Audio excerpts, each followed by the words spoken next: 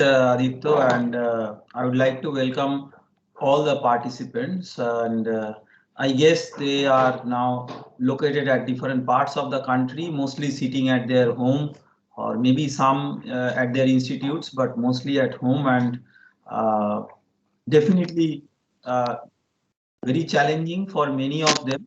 But despite that, they have all taken part in this program, and I believe that while there is a challenge because of this restrictive participation in various events, the opportunity is that we are getting some of the speakers, typically speaker from foreign countries, which would not have ideally been possible in a completely physical mode. It would have been possible in some way or the other, but not in a manner in which we are organizing this event. So in that way, I would say that it is more of an opportunity than a challenge, and hopefully this will benefit all the participants who are participating in this program. I would like to start today's proceedings, and in fact, the first topic of this particular workshop on a very, very broad overview of this subject. Because this is a program primarily on lab on a chip technology. So I will give a broad, very broad overview of that over the coming more than 1 hour or so. And in the subsequent sessions, we will be discussing about topics which are specifically focused on some of the aspects related to this particular technology.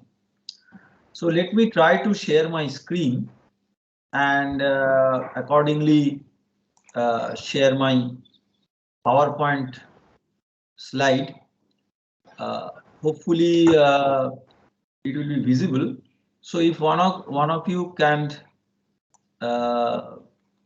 so after I share,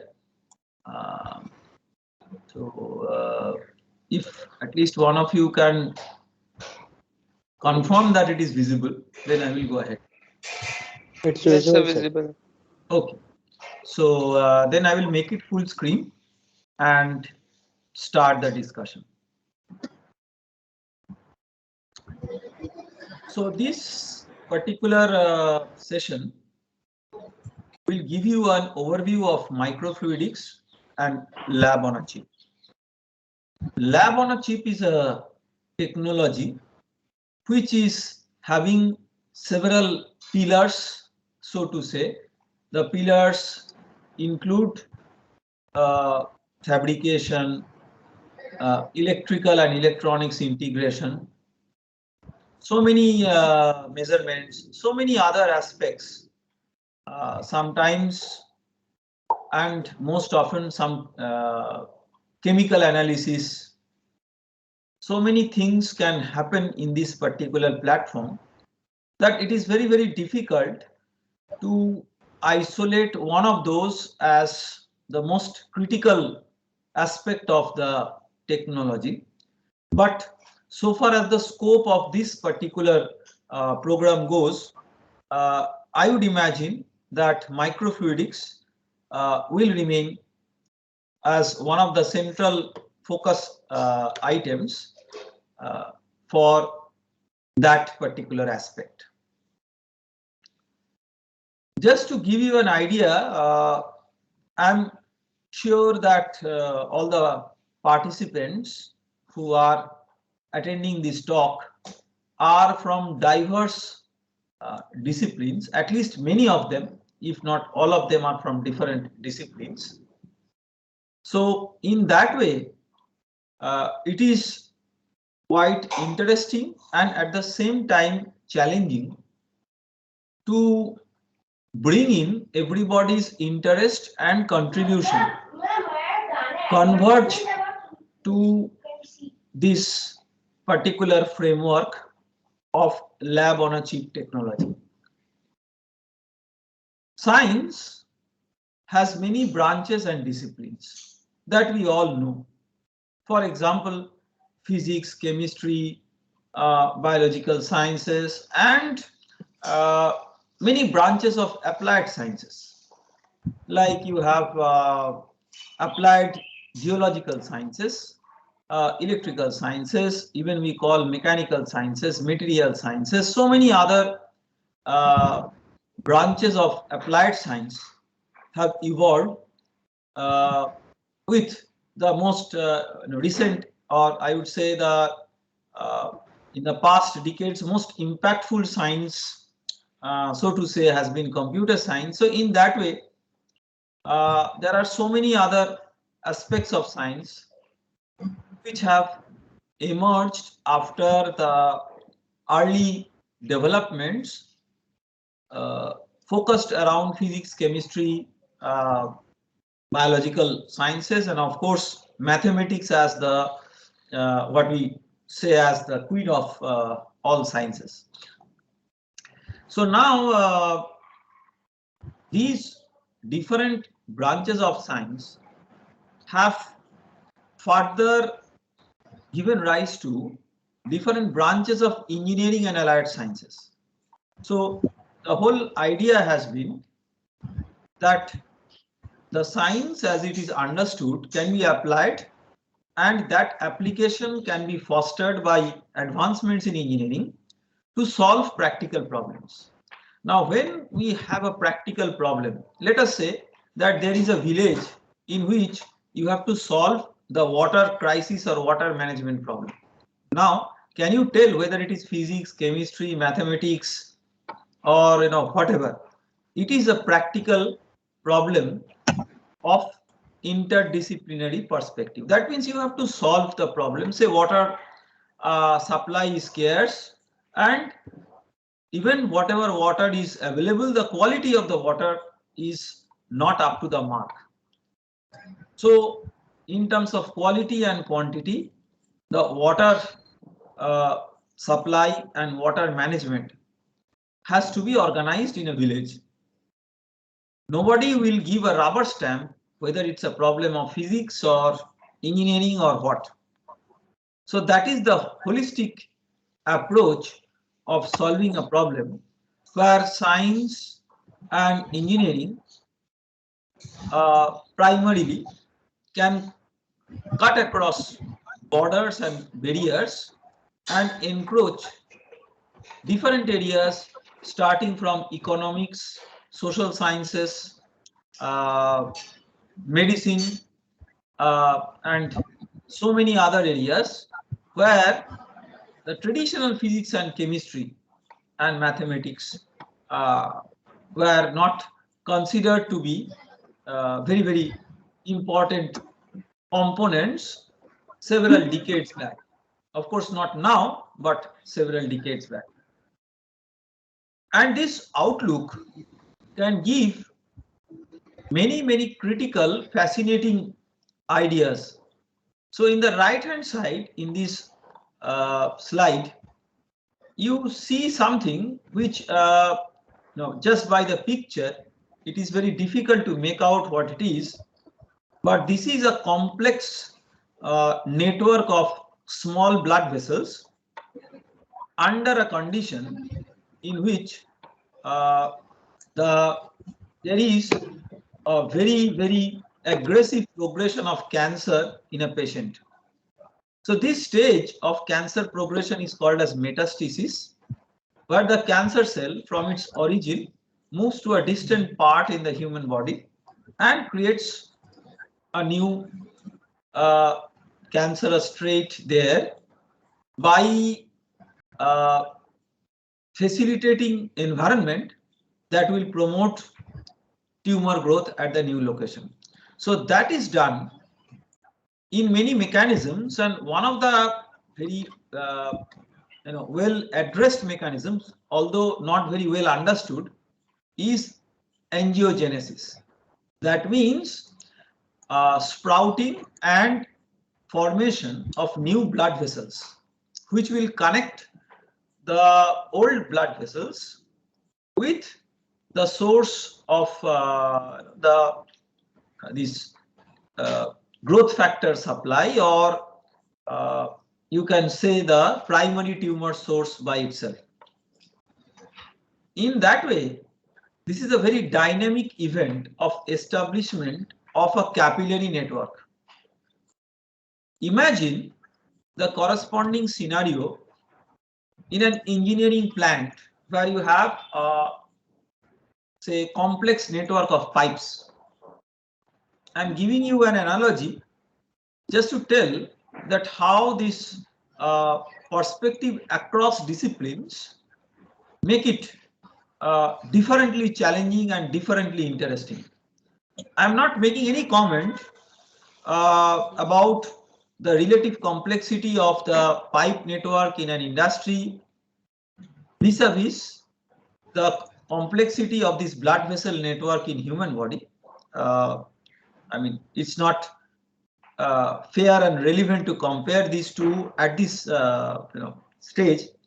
But what I'm talking about is their very interesting connectivity, and that comes via the viewpoint or outlook of science and engineering across disciplines. Microfluidics is a subject where this aspect of science and engineering across disciplines is emphasized perhaps in a great way, and in many ways in a very unique manner as compared to many other subjects. Microfluidics is of course not a very rigorous technical terminology to explain the subject, but it is a terminology that explains the convergence of several scientific foundations to solve problems where fluid flow occurs with characteristic length scales of dimensions of human hair or less. Why I am giving you this kind of a description is because we have to get a physical feel of what we are talking about. In microfluidics and lab on a chip technology, we are very commonly talking about fluid flow in microchannels.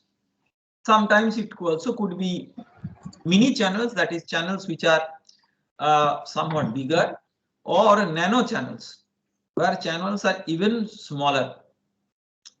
The physics of fluid flow can change accordingly, and we will get into that as we move ahead into this discussion. But summarily, the feeling is that these channels are all small. We are not talking about large pipes. And if you have a device in which these channels are there, those devices will typically, if you do not observe in a microscope, those devices will not give you a detailed description of what is the geometry and topology of the channel, except that by your naked eye, you may be in a position to see some scratches, and those scratches are actually micro channels, and that is how you can get the dimensional analogy with the dimension of human hair. Now, the entire gamut of devices which are of relevant importance, and devices will mean the engineering devices, but also the natural entities which exist either in the nature or in the materials world, there is a synergy between that and the dimensions that we talk about in microfluidics. So if we start with molecular dimensions, for example, we are talking about some angstroms. Now, one scale greater than that, you come up with nano scale dimensions or nanometer dimensions. Between nanometer to micrometer or micron, the interesting aspect of dimensionality, there are two aspects, two major aspects. One is that lots of modern electronic devices have their characteristic dimensions, not the dimension of the device as a whole, but the dimension of the maybe the small entity in the device which is describing the performance. So, for example, nano electronic devices. So they will in some way be operative with length scales in this regime. In the biological world, the entire world of viruses and partly the world of bacteria, they will also be operative over these scales. So nano devices and nanotechnology primarily aimed to probe these related phenomena. They are going to be more and more advanced as the days go by. Now, microfluidics, a majority of the concepts of microfluidics will actually be extendable in this regime as well. When you go closer and closer to molecular dimensions, a different approach of fluidics has to come, but more or less, whatever you talk over micro scales will also be relevant to a large extent, and that is why I am emphatically talking about these here. The major challenge, of course, is manufacturing or fabrication. That means smaller the devices, you can fabricate those now with thanks to the advancements in nano fabrication, but precise controllability, that is the control dimension over such small scales and understanding what is going on the small scales. That is something which, of course, has been significantly advanced in the recent years, but there is a whole lot of scope of tremendous improvement in that area. In the micro domain as such, where we are handling fluids of picoliter to maybe say microliter dimension, you will have several of the modern technologies which are already into commercial practice or are getting into commercial practice. These technologies are becoming critical. For example, micro analysis system or micro total analysis system. So what it means is that you have a small volume of fluid, say something within the range of picoliter is very small, not very commonly we use that for practical work other than very precise laboratory work. But microliter is something which we commonly use for our day-to-day laboratory work. Typically in life science labs, I mean samples between 1 to 10 microliter are typical volumes that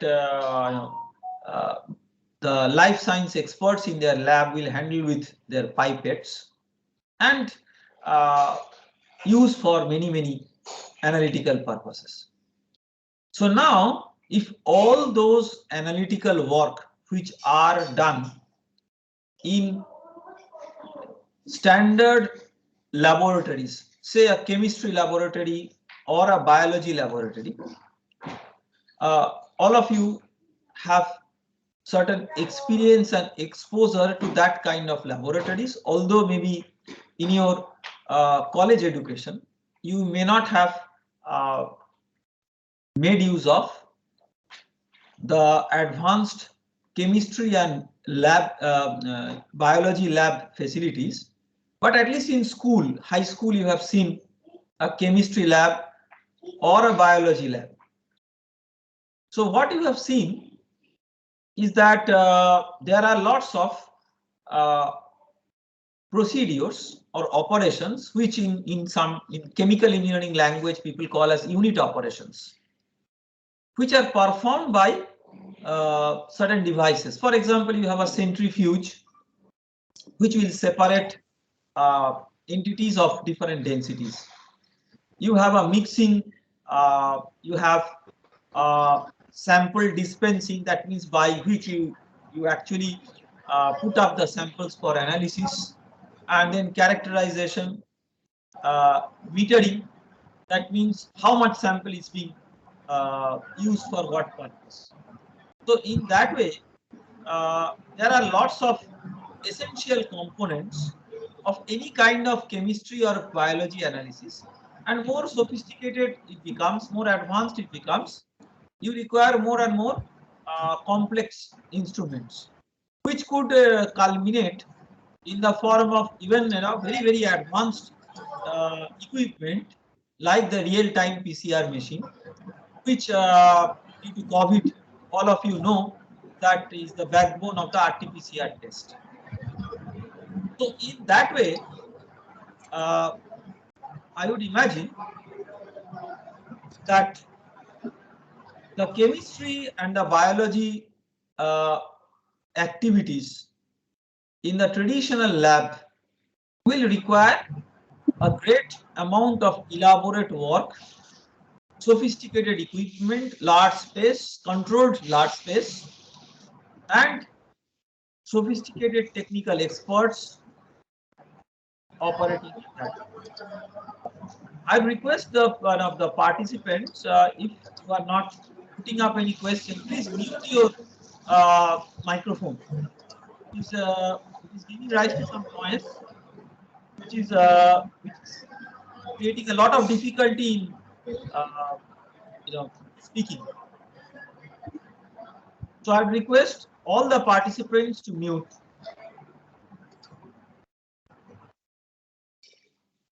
Okay. So thank you very much for your cooperation. So what I am saying is that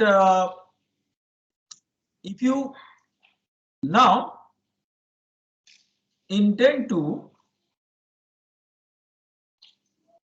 miniaturize this, that means if you intend to make these devices so small that these devices or these laboratories, so to say, not even a device, all the activities in these laboratories can be put up in a credit card type of a space. So instead of a large sophisticated chemistry or biology lab, you have a small credit card type of area on which all these activities are miniaturized, so that in a small space with a lot of precision and control and very rapidly these tasks can be executed. Then that kind of a small credit card type of entity on which all these functionalities are included and embedded is known as lab on a chip or laboratory on a chip. Now in this lab on a chip, the primary analysis may be this micro total analysis. That means often biological, chemical, or combination of that. But it could also be something additional. That means you can not just do this kind of sensing of reactions, but also do some operations like micro pumping, micro valving, filtering, using micro needles for say drug delivery or blood extraction. So many of these activities can be done, and these activities are significantly different in terms of technology or science as compared to what could be done over a traditional macroscopic scale. So the first question that we would like to answer is, why do you require such lab on a chip or small devices, so to say, whether we give them a name lab on a chip or not, but these are all small miniaturized devices, very, very small. So why? Here are some reasons. One is minimizing materials and sample consumption. Let us imagine that you are interested to do a blood test, a pathology work for blood test. So for that, for sure, what will be required? The blood as a sample and some reagents. If it is say a biochemistry based testing, not all tests will require very reagents, but say a biochemical test will surely require reagents. Now, traditionally, when you do it in a conventional pathological lab practice, even for a very common routine test, you require one syringe full of blood to be taken, and a good part of that is used for the analysis. We can always argue that blood is something for collecting from human body. The difference of say a very small volume of blood or a larger volume of blood will not make any difference other than maybe psychological or pain or these types of issues, because it doesn't add to the cost whether one drop of blood is taken or one syringe full of blood is taken from the patient. That will not add too much of a cost, except if you include the cost of a syringe or technician, no, that will add, but otherwise in terms of volume of fluid, not. But if you want to use that for analysis, the reagents will also be required in that proportion.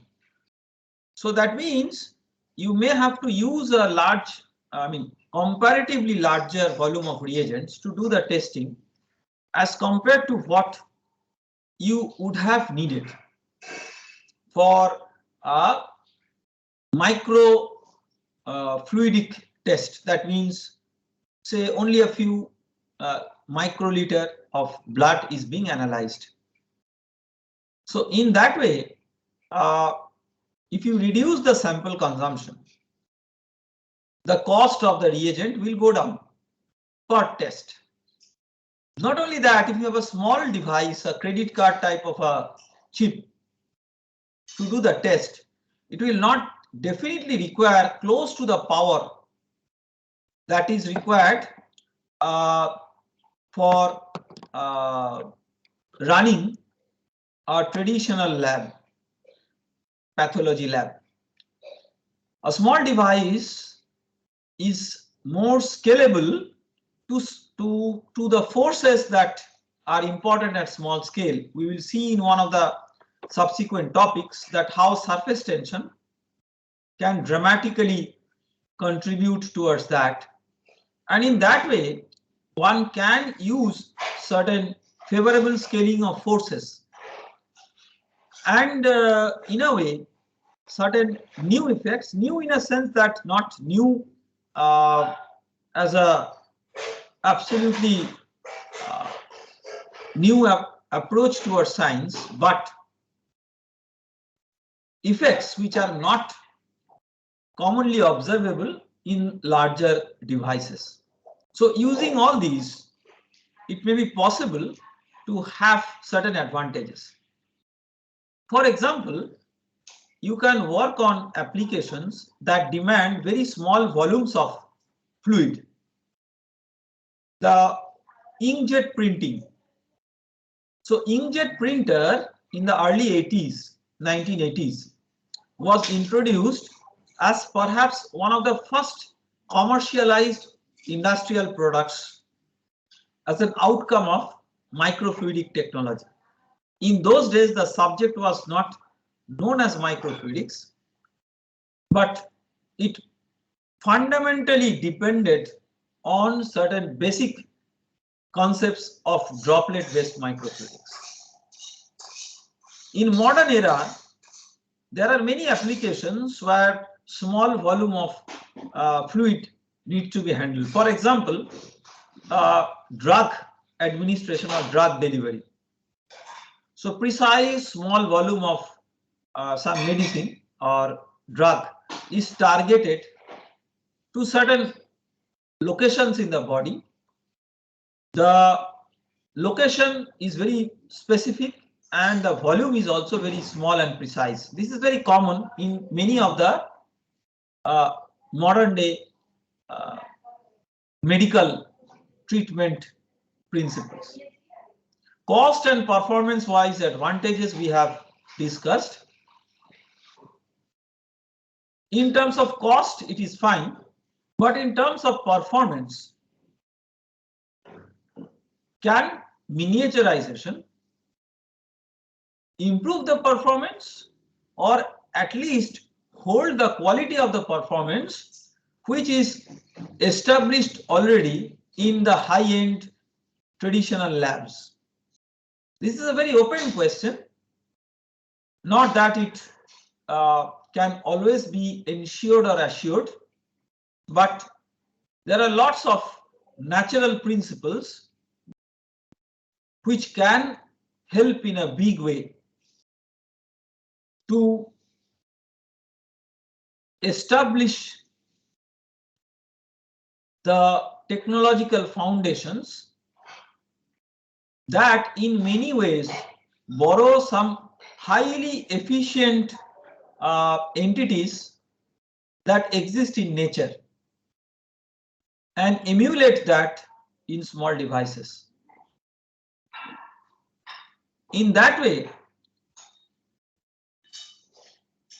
the way in which nature works, more and more understanding of that is available, and if the essential understanding be translated in the form of an engineering application, that can enable these kinds of very unique miniaturized devices and systems to work in a manner which can even defeat the performance of very high-end human-made laboratories. To understand how we can do that, we have to appreciate that microfluidics is truly interdisciplinary, and the interdisciplinary approach towards science with which I began this discussion applies very, very specifically to microfluidics. I talked about microchannels. And how do you make microchannels? Not that microchannels are made, or these can be made in the same way in which we imagine the manufacturing or production of large-scale systems. So you require a technology specifically addressing microfabrication. The act of fabricating microscale and also nanofabrication combine together the act of fabricating micro and nanoscale devices and systems. When you have such a system, a major aspect is that the chemistry at the surface plays an extremely critical role in dictating the function. This implies that you cannot ignore the aspects of surface chemistry to exploit and optimize the fabrication, even if there is no further chemical analysis that is done in the microfluidic system. Biology is important when you advance these technologies for biological applications. But if you do not, still some of the fundamental aspects of engineering will give a value added proposition. Mechanics. Mechanics over micro and nanoscales is sometimes having very distinctive features as compared to the mechanics over larger scales. In that way, understanding the mechanics of these micro and nano systems is extremely interesting and also extremely important for design purpose. Control system. These systems are sometimes not that difficult to establish, but much more difficult to control. So in that way, control systems, whatever we understand as control systems, interfacing those with such micro and nano systems is also very interesting and challenging. When these systems work, the basic function is often governed by microscale physics, thermal transport and fluidic transport.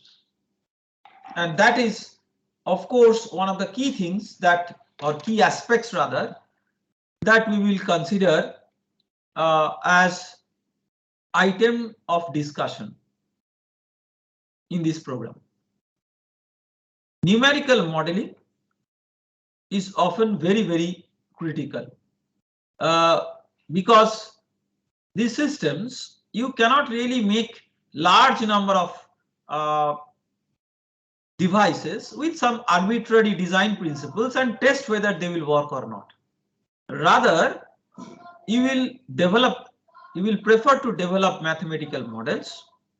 That means some systems of equations with boundary conditions, etc., that will explain the performance of these devices and solve them very often by numerical methods, because by analytical mathematics it gets complex to solve the practical physical and geometrical aspects.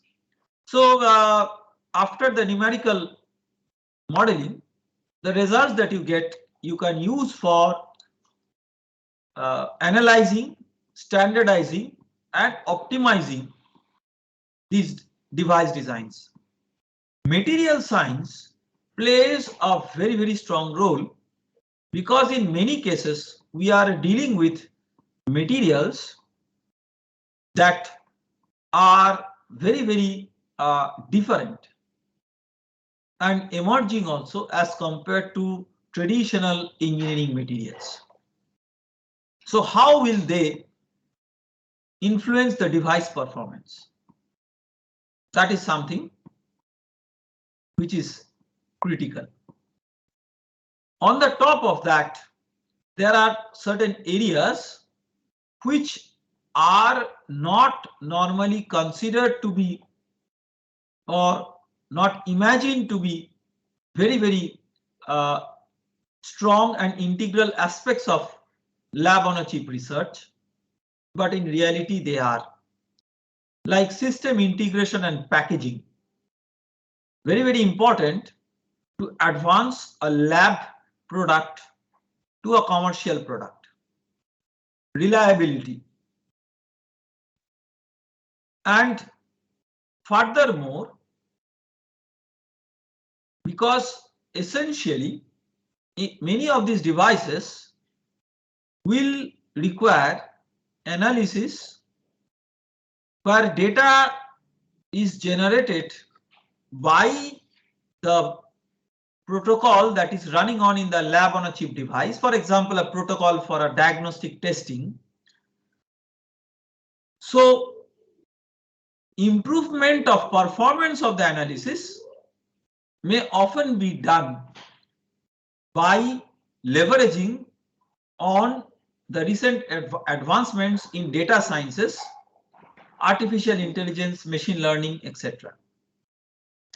On the top of that, these devices are often to be simplified both in engineering design and in terms of their economic and social supply chain to make them accessible and useful to the last mile of population.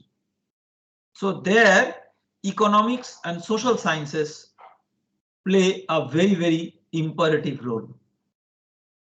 From this, we should come up to a very, very common inference that microfluidics does not belong to any particular classical branch of study. It will be more apparent if you look into some of the applications. Mixing and reactive system analysis, fundamental understanding of biophysical processes. For example, how blood flows through microcapillaries in human body. Manipulation and analysis of, say, biological molecules like DNA, RNA, and then cells, proteins, etc. Medical diagnostics, one of the very, very important areas of microfluidics and lab on a chip research. Drug delivery, blood extraction, again, very much related to medical part of the domain. So you can see from these examples that the medical implications of lab on a chip technology are very, very critical. And that is why many times when it is asked that what are the important applications that drive this technology forward, often we say biological and non-biological applications. But non-biological applications are also very, very important. For example, inkjet printing that I talked about very briefly though, electronics cooling, that is cooling of miniature electronic devices and circuits, enhanced oil recovery, very, very important in oil and gas industry. So I mean, there are applications which are not really restrictive to the biological world. But why we very commonly talk about the biological world is because several extremely interesting, distinctive and complex features of microfluidics in terms of fundamental flow physics are naturally apparent in a biological system. For example, dominating surface effects. If you have a device, the device will have a surface area and it will have a volume. The transport rate, maybe heat transfer, mass transfer, momentum transfer, etc. These transport phenomena are often taking place across a surface or an interface. For example, if we talk about heat transfer, it occurs across a surface or an interface. So if you have a device or a system, it has a surface, let us say area A, and the device has a volume which is V. Just for example, if the device was a was a spherical device, then the surface will be 4 pi r square surface area and volume is 4 by 3 pi r cube. That means area by volume is proportional to r square by r cube, that is 1 by r. So if you make r smaller and smaller, the surface area with respect to the volume will become larger and larger. And in that way, surface effects, which were perhaps not that imperative over larger scales, will try to be more and more impactful, or will emerge to be more and more impactful as you make smaller and smaller devices. You can see in the picture of the multi-scale feature of what is there in a human body network. And in fact, this is what I have mentioned as one of the key features of the complex physics, that is multi-scale. You see, some of these aspects are very, very obviously coming up. So you have a large scale system of say centimeters in the say large blood vessels, where you have a macroscopic blood flow, and you may have say blockage or reduction in the effective area, maybe due to say cardiovascular ailments such as aneurysm. Now these larger conduits get branched into smaller and smaller branches, and that inherently enhances the transport and makes sure that say oxygenated blood, for example, is distributed across various organs. So it's a nature's way of enhancing the transport. But in a way, if you see the scales now, the dynamics of cells which are taking place in these small devices, they are taking place over micrometer length scales. So starting from centimeter to micron, you see already a cascade of physical scales.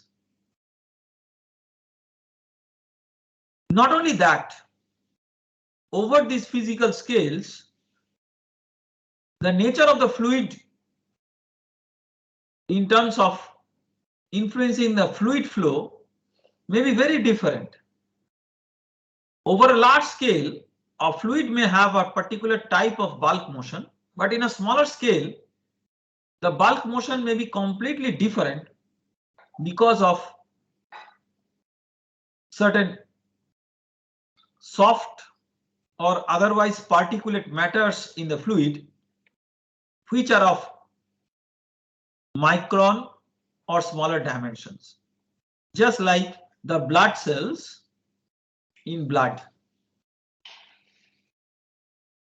So that adds complexity in terms of rheology. That means the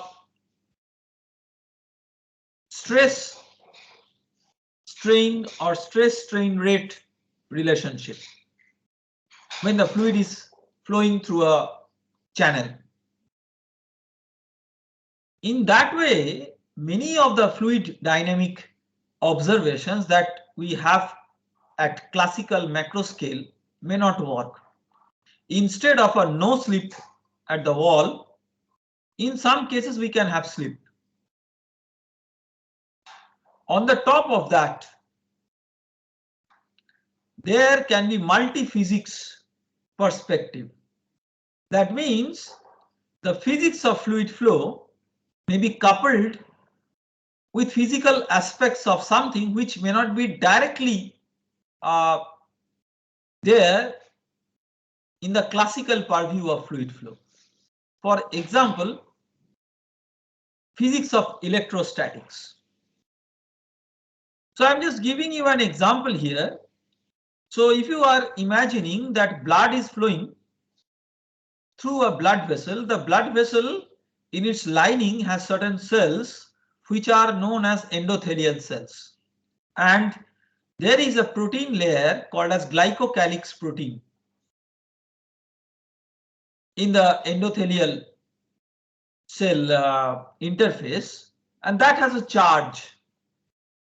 Imagine that the red blood cell is there abundantly in the blood, that also has a charge distribution and polarity.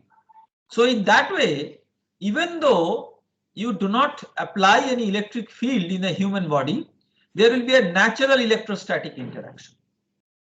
And on the top of that, the blood is moving. So you have electrostatic interaction in a moving system, and that will give rise to a current, and it can induce its own electromagnetic interaction.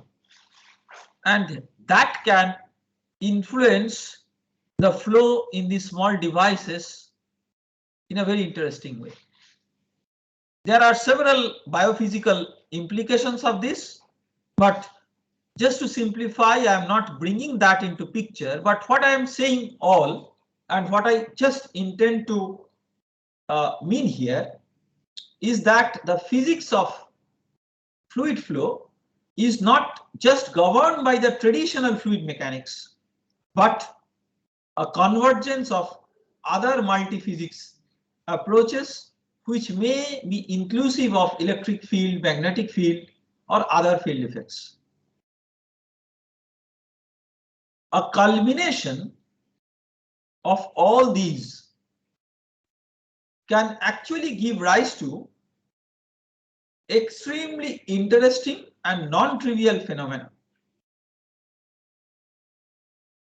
In this introductory lecture, I do not want to get into all the complexity, but I would like to give you an example which in the early days of work in our microfluidics lab,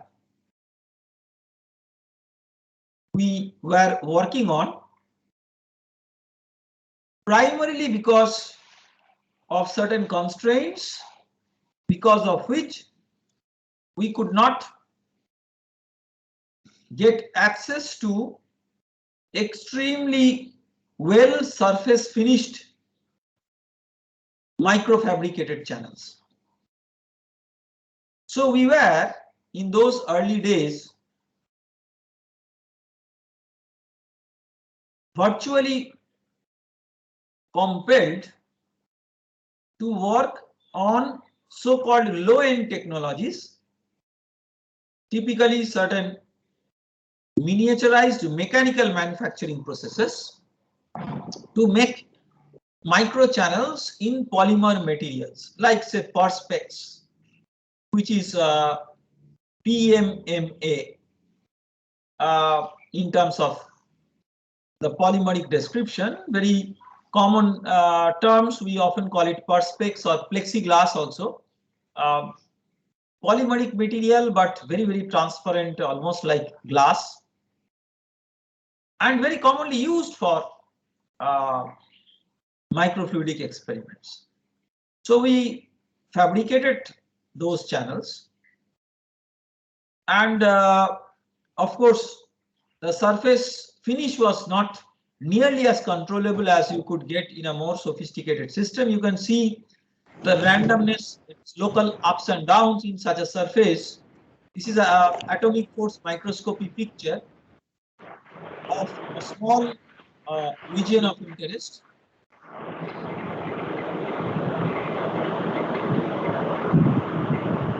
There is a noise again which is coming, so I would request you to please mute.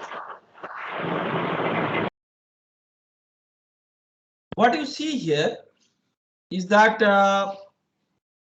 these rough surfaces have roughness elements which may actually be so rough that comparable to the dimension of the channel itself. And that is why these roughness elements are very, very critical in micro devices. Say you have a 1 meter pipe and in the wall you have 1 micron roughness element.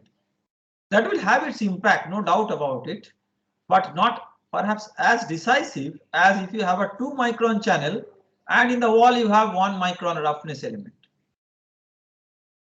So roughness will play a role in a way that although the channel itself is of micrometer dimension, but because of these, these roughness elements of considerable size, the local blockage may be so strong that you may locally have extreme confinements, which may actually be even nano confinements, although your channel is a micro channel.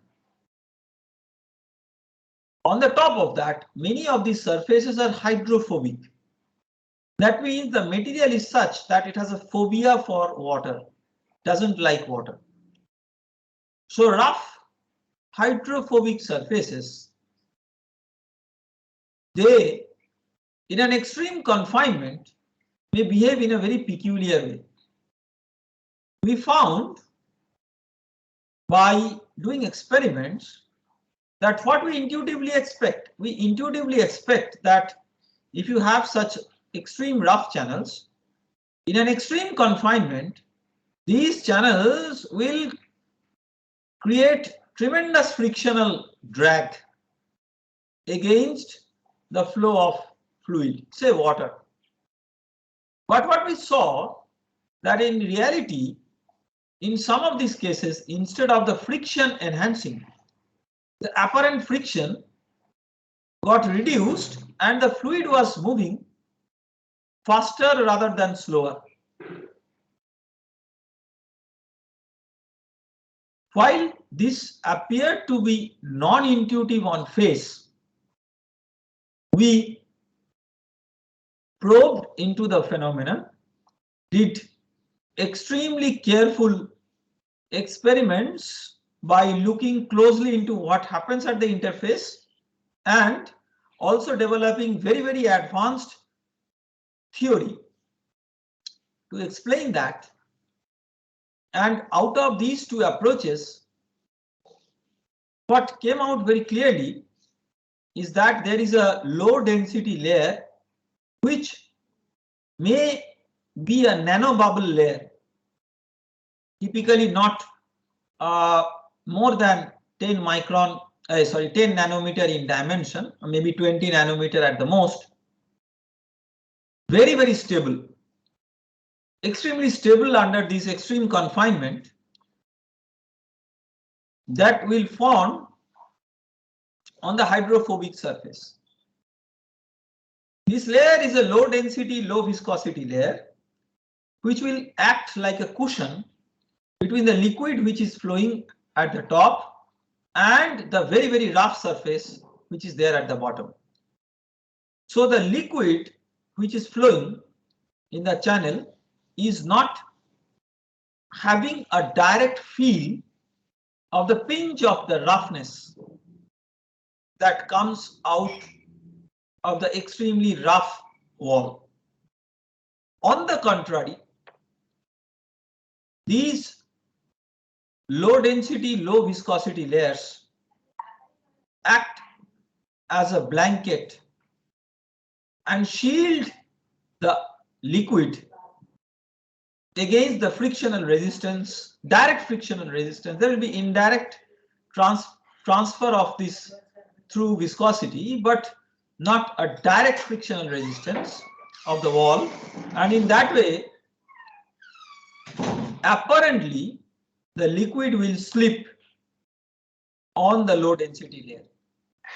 So this apparent slip is because of the inception of the low density layer at the wall due to roughness hydrophobicity coupling.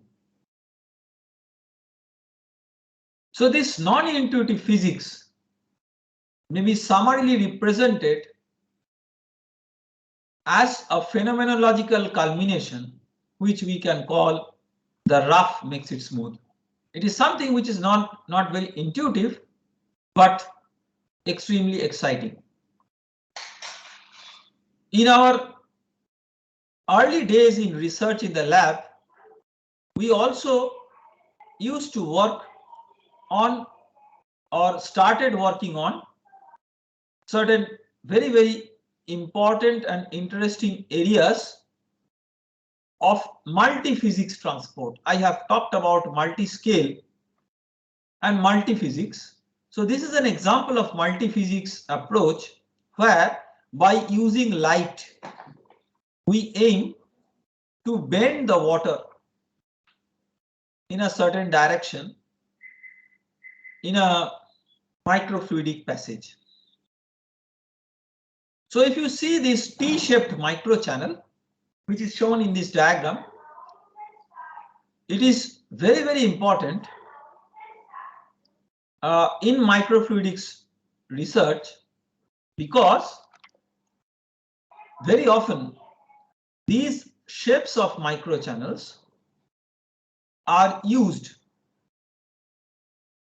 for formation of droplets, mixing,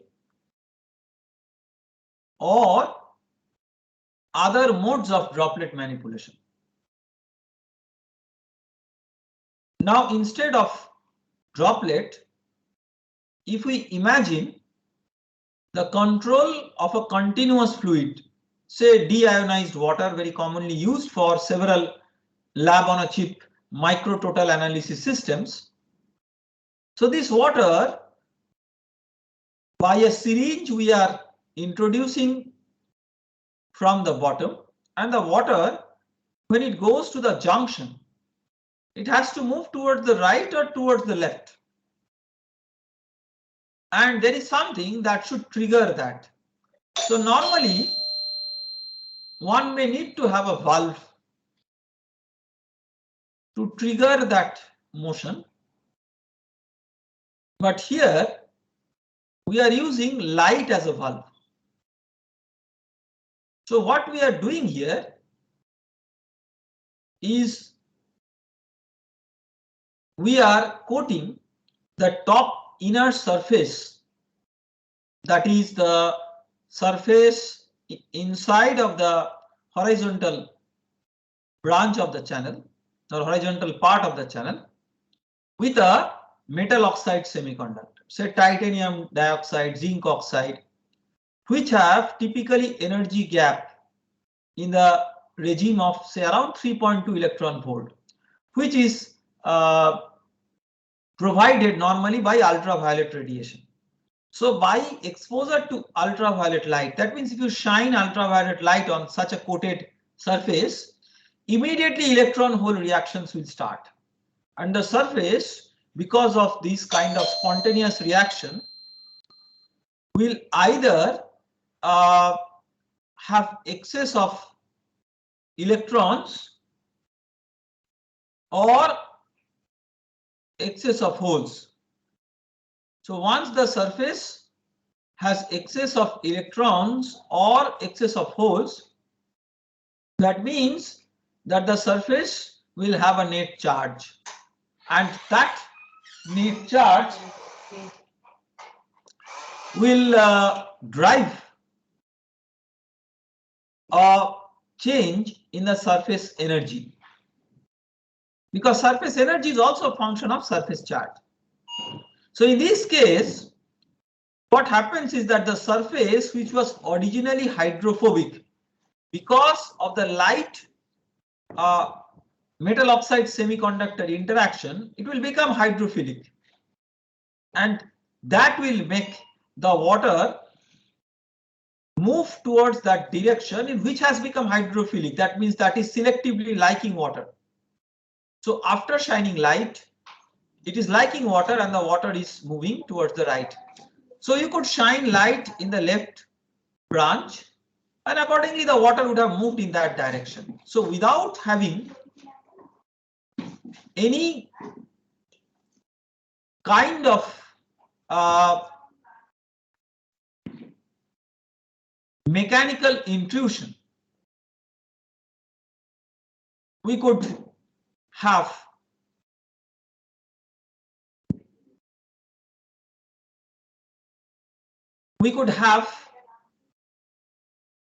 a system where by non-contact force mechanisms, just by light a flow could be triggered. So these kinds of multi-scale and multi-physics approaches are not just imperative in engineering, but also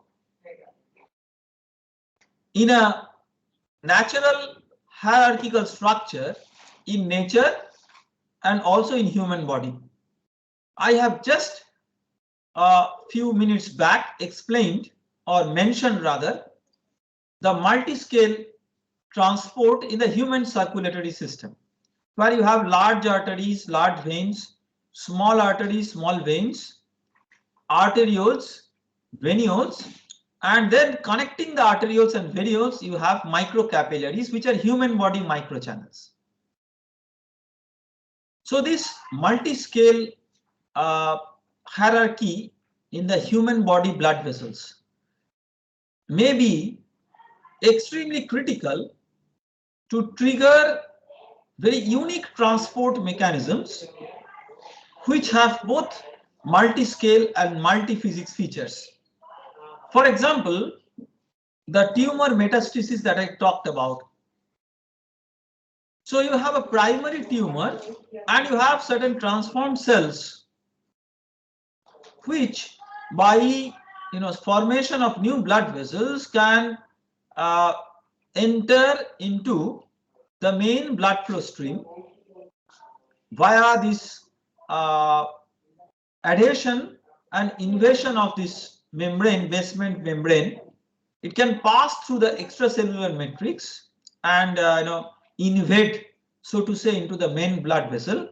It can interact with host lymphoid cells and form collective cells, and then it can adhere to certain basement membranes, and just by the opposite force of effect such as intravasation, it can have extravasation so that it can get out of the main blood vessel and enter into the extracellular passage and have a metastatic deposit of these tumor cells, and with the formation of new blood vessels, angiogenesis, it can proliferate and grow.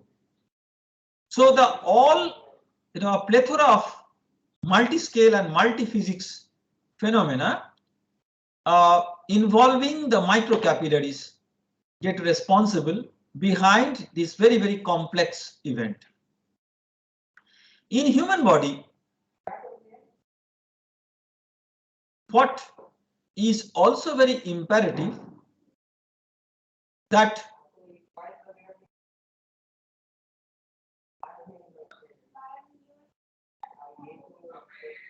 very often we require the analysis of nucleic acids, say DNA or RNA, to identify some disease or to understand certain genetic features, because genetic features, maybe disease or health, are transcribed in the nucleic acid which is there as the fundamental backbone of the genetic material in the human body. For example, DNA, which is a double-stranded entity, it has a backbone of a phosphate group, a sugar base, and a sugar and 4 nitrogen-containing bases, A, T, C, and G. So you can see that with each strand, you have a phosphate group which is basically linked via a sugar, and each sugar is tagged with a nitrogen containing base A, T, C, and G. So this is how one strand in the DNA is formed. The other strand will have a similar structure, and these two strands in a double helix format. They are bonded together because A gets combined with T. So A from one will get combined with T from the other, and G gets combined with C to form this double stranded structure. From a detection viewpoint, therefore, if you know the sequence of, say, some part of this DNA, so TA, GG, CC, whatever, then actually you can get the genetic signature in that DNA, that particular segment. To do that, what you can do is that, because we know that whatever is a particular sequence, the complementary of that sequence is combined together.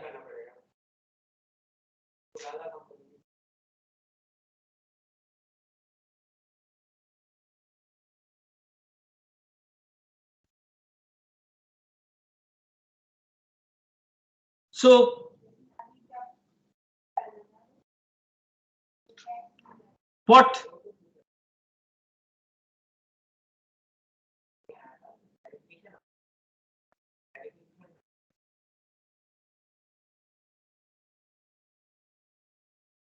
we can do here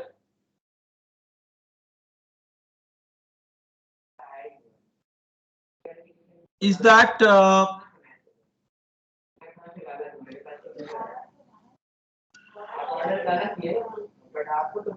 what in this particular system we recognize that in this particular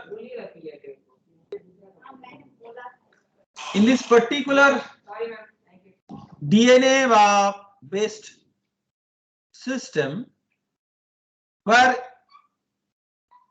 we have to analyze whether a particular sequence is there or not, we can simply put up a complement of that sequence on the wall of a microfluidic channel. So if we do that and pass the single stranded DNA, the single stranded DNA will be captured by a complementary probe, which is another single stranded DNA put up at the wall of a microchannel with the sequence such that complement of that sequence is what you want to interrogate. That means you want to find out whether that is there in the DNA under analysis or not. If that is there, that will combine with this, or that will bind with this capturing probe to form a double strand. And when the double strand is formed, typically a fluorescence or other signal will be emitted, and that can be detected by a detector, and then we can say that there is a successful DNA hybridization. Normally, if you have a single stranded DNA and it wants to go closer to the wall where this kind of reaction is taking place, it will move through a solution, typically a salted solution used in molecular biology, by diffusion. But the diffusion of DNA is very, very slow. So it is of the order of, say, 10 to the power minus 18 to 20 meters square per second. I mean, it will be, it may be a bit varying depending on the number of base pairs, but very small. So you have to enhance the speed of the DNA as it moves towards the wall. If you have to enhance the speed of the DNA as it is moving towards the wall, what it will do is you have to use other active modes of motion. For example, you can use electric field to focus the DNA towards the wall, and this is done in a particular technology known as DNA electrophoresis. This is possible because the DNA has a phosphate group, and the phosphate group has negative charge. I would request the participants to please please mute your microphone. If you have some discussions going on, please mute your microphone.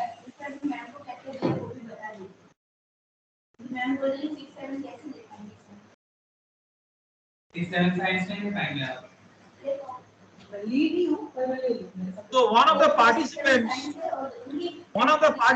there is some discussion going on at your place, which is extremely distracting and not enabling me to talk. So please mute.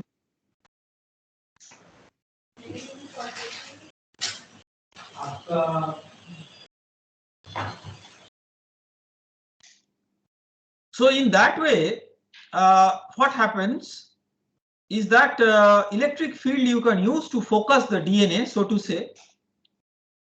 Because of the negative charge, electric field can drive the flow, drive the movement of this DNA and drive it towards the wall. But you cannot use a large electric field because that can give rise to large heating effect in the fluid, also known as Joule effect. Because of this, the successfully formed double strand may get again disintegrated into single strands, and then it can give you erroneous output of the successful DNA hybridization.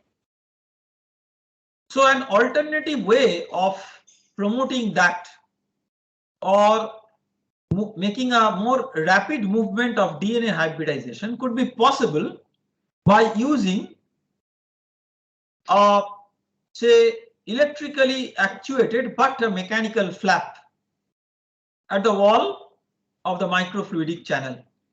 So this is a topic in which we worked in the later parts of this around 2006-07 in collaboration with Professor Mark Madu of University of California, Irvine, with his research group. And the whole idea was to understand and then possibly design an oscillatory flap, which you can see here, that the flap is oscillating.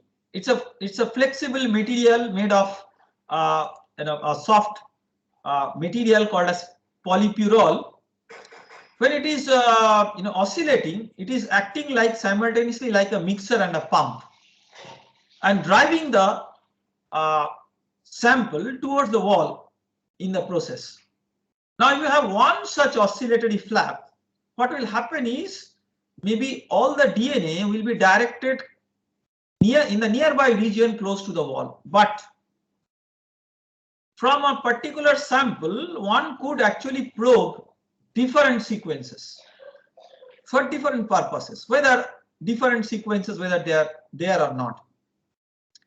Therefore, you could have different capturing or probing stations at the wall, and that may work better when instead of a single flap, you could have a multiple oscillatory flap. So this is a very critical engineering design, where what will be the frequency, what will be the amplitude,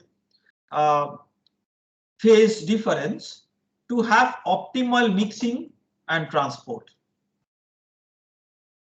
These advancements in microfluidic technology can also be used to develop more and more complex devices. For example, cell on a chip. If you have a biological cell and it is sitting on the wall of a microfluidic channel, very much similar to a cell which adheres to human blood vessels, when subjected to fluid flow, the cell may have some forces and hence stress distribution on it.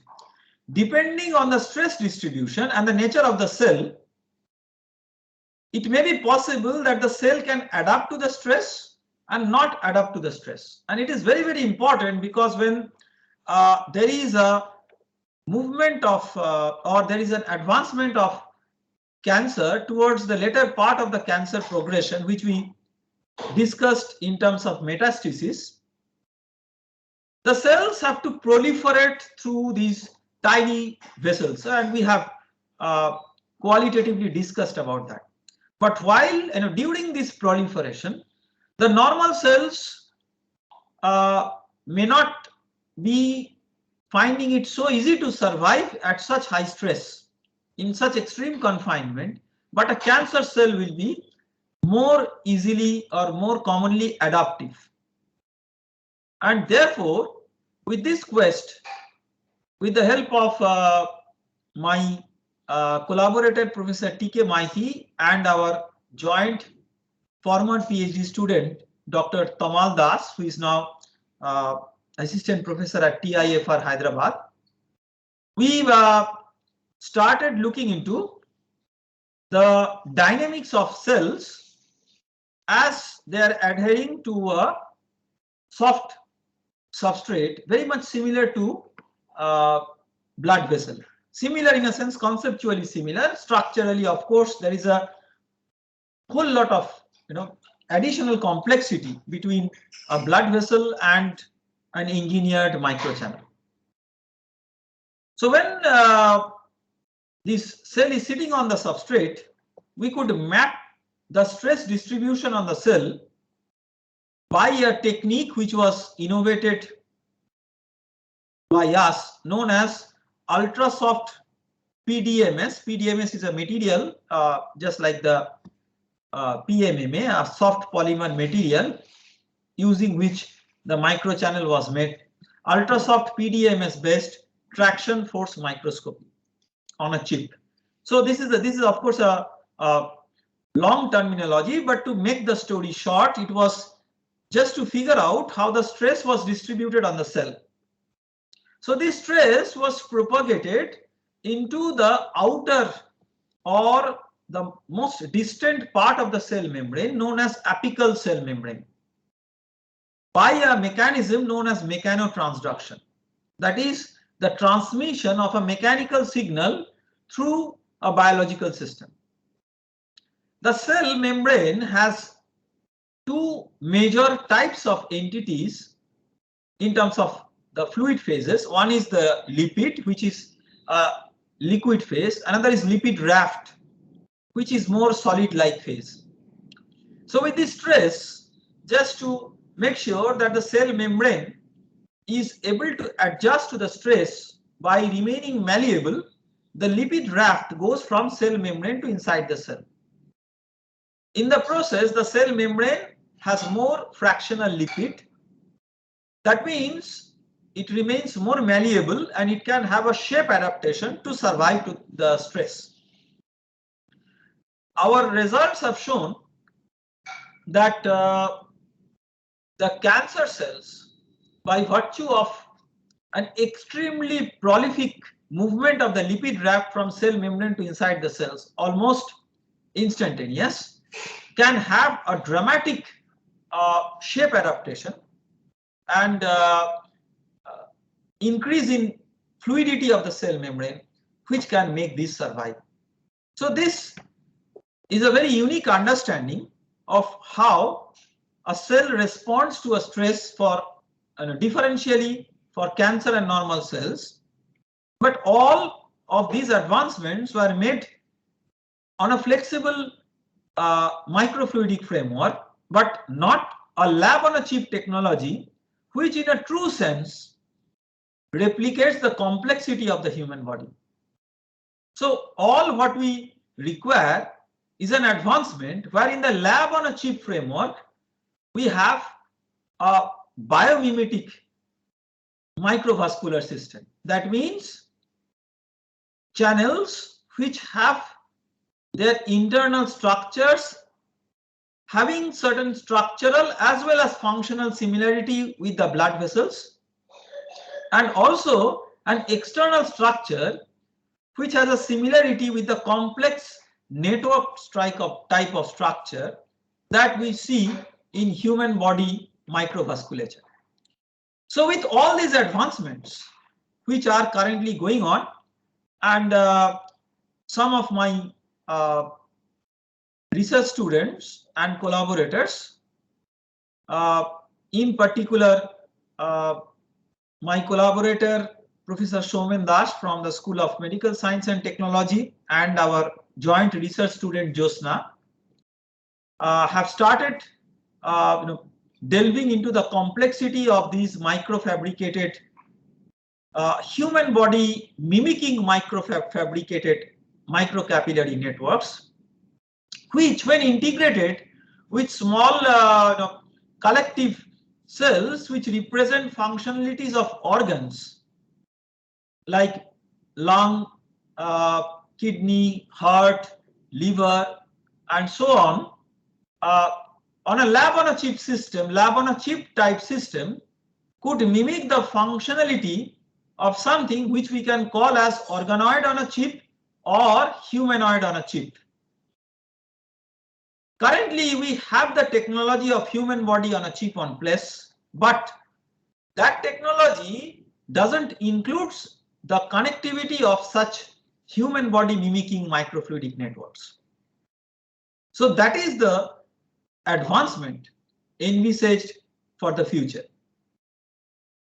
Not just understanding the complex physics, in this case biophysics, these advancements could give rise to very intelligent and advanced systems which can replace completely or partially the modern trend of blood extraction and drug delivery. This is an example of a project on which we worked under an Indo-Japan DST-JSPS collaborative research program in collaboration with Professor Tsuchiya from the Tokai University located at Kanagawa in Japan. So the whole idea was to analyze, design, and develop a painless microneedle which in some way can replace the traditional needles. The traditional needles for blood extraction, drug delivery are getting more and more common. There are lots of diabetes patients, for example, who require to have very routine monitoring of their blood glucose level and also have insulin delivery. So instead of doing that by the traditional injection syringe, this is a wristwatch type of device. And if I show you a bit of a demonstration of how it looks, in a very deceptive way, it looks like a wristwatch on one side, but on the other side, you can see a collection of microneedles where the microneedle will minimally penetrate into the human skin, suck the blood, a very small volume of blood, and I will explain you the blood sampling mechanism, how this could be done. The extracted blood gets into via pumping procedure a blood analytic system within the same wristwatch type of device, which is a blood glucose sensor, so to say, where by using the standard enzymatic reaction via glucose oxidase as a catalyst, it tries to detect the level of glucose, and very interestingly, in the same device, by the same microneedle arrangement, there is a smart insulin delivery system which will transfer or inject insulin through the skin to the same patient as per the specific level of blood glucose which is there at that under that condition. While this device design is a complete matter of engineering, there is a very unique aspect of biomimetics which I hinted as one of the backbones of advanced lab on a chip technology, and that is trying to mimic how a natural system works. So this is an example of how a mosquito sucks blood. When a mosquito sucks blood, its muscle valve is relaxed and muscle of the mouth pump is tensed.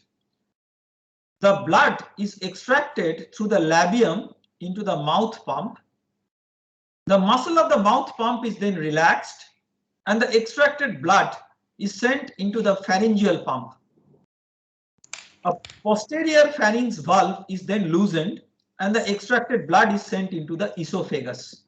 So these are all synchronized natural mechanisms which occur as the mosquito's labium vibrates at a speed of about 6 to 7 hertz as its head moves like a hammer. In the process, it creates a suction pressure or a negative pressure which triggers surface tension driven flow. And in that way, you do not require a pumping system, a mechanical pumping system for this blood extraction. Very interestingly, if you take a scanning electron microscopy image of the mosquito's labium, it will be of the order of around say 25-30 microns. So it is just like a nature-made microchannel. So that with this suction mechanism, the blood can flow by surface tension driven action, and by a synchronized natural action, it can be targeted or pumped to a certain location where the blood analysis can be done. And in fact, this is one of the very important scientific hallmarks of surface tension or capillary driven microfluidic devices that we will discuss in later part of this program. By this discussion made so far, you may develop an impression that microfluidics is all about application in medical technology. It is not like that. Here I give you an example. If you see this movie going on, if I run it again, there is a droplet which is sitting on an electrode, or a sequence of electrodes. When the electric field is selectively switched on and off, this droplet is moving or hopping from one end to the other. Why it is happening? Because of electric field, the energy at the surface between the droplet and the electrode, that gets changed. And with electric field, the hydrophobic interface, the part of the droplet which is subjected to electric field, becomes hydrophilic. In that way, it will have more attraction towards that via surface tension, and the other side, which doesn't have that electrified weighting, will have less surface tension. In that way, this differential surface tension will drive the droplet, say, from a source of the droplet to a hot spot in an electronic device to make it cool. The beauty of science is that with this as an example, you could also have, say, a medical application where one droplet, say the white droplet in this particular movie which was just running on, that droplet could be transferred from the source to a destination on one drop of blood and fuse together with the blood very, very rapidly and perform maybe a biochemical reaction.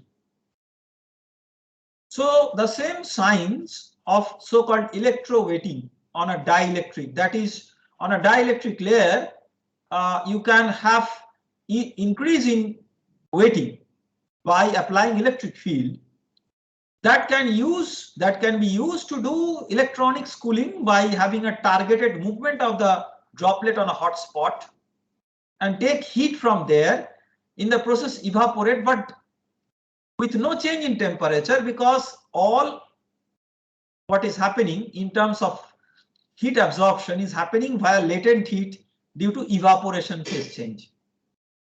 So droplets as entities can be used for many fascinating lab on a chip applications. I'll give you another example which was worked on by Dr. Manu Prakash, who is currently a faculty member in the Stanford University. When he was himself a PhD student, and he gave a very interesting talk on this during one of his trips to IIT Kharagpur. that this is called as microfluidic bubble logic. So these droplets you can divert through complex microfluidic networks, and you can in the way form logic gates, but each droplet may be considered to be one bit of information. And when it comes to a junction of a microfluidic network, the droplet has one natural option. If you have a wider junction and a narrower junction, it will have a natural tendency of going towards the wider junction. But as there is a trafficking of droplet in this wider channel, the droplet will try to find out an alternative path of less resistance again and move through the narrower channel. So in that way, by creating a fluidic network by proper design, you can have a combinatorial logic operation with these bits of information in the droplet A and B as say logic operations either A plus B, A dot B, etc. So this was conceived at that time to be something which is called as microfluidic logic gate. That is a microfluidic approach for developing new generation computers. It is far from reality in terms of industrial implementation, but indeed a very fascinating concept where microfluidics converges with computer science and engineering. There are other applications where microfluidics converges with energy harvesting. So you see this microfluidic strip where I have already mentioned that because of certain complex electrochemical reactions, you could have a charge on the surface.